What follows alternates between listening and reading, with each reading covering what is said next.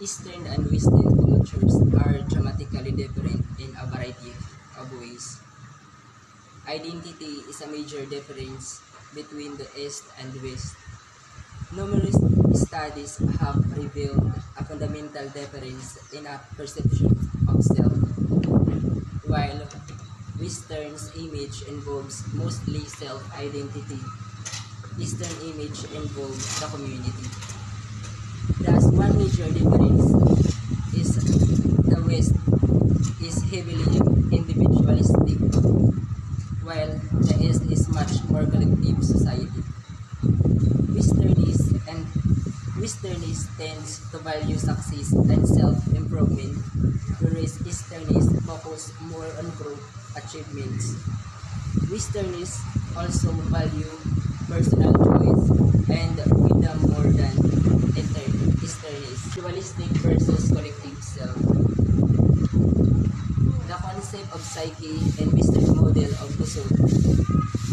Western tradition are always preoccupied with the duality of the body and soul. Plato started with the idea that the soul inhabits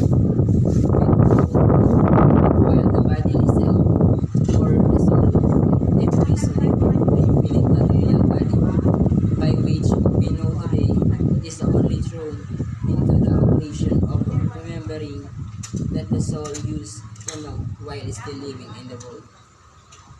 Even Aristotle did not solve this problem. Duality. He proposed the heliotic theory, means that the human person is composed of matter, or body, and form of the soul.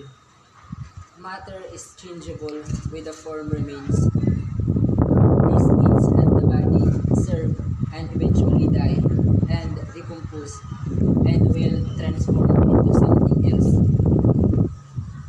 The form, however, remains unchanged, but unlike Plato, Aristotle assessed that the body is equally important as the soul, because the former will give the later the knowledge it both have true sense.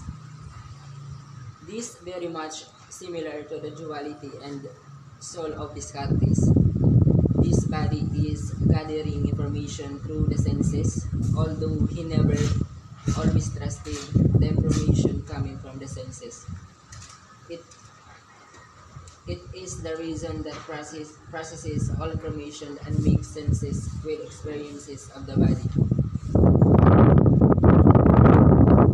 In an attempt to solve the issue of duality, Descartes proposed that the body and the soul both use in one very important part of the brain, in pineal gland. Social construction of the self in Western culture. Social construction is shared assumption or perception of the people in society. The Western social construction of the self can be characterized in the three ways: individualistic self, self-sufficiency, self-being, rational. First is the individualistic self. At a very young age, the child is already taught to pursue what is best for self. Thus, later in adult life, the measure of a successful life is when the self is able to fulfill life goals set for by the self.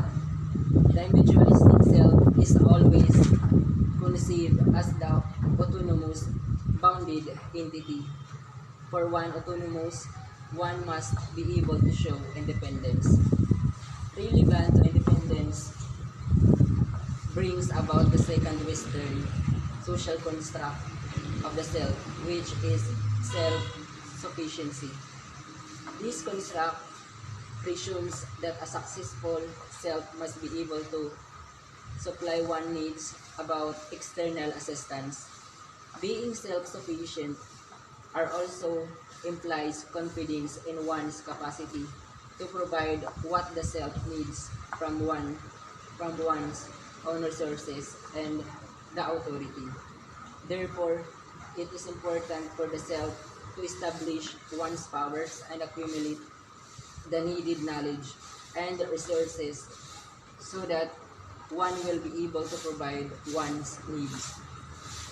The third social contract is the self being rational.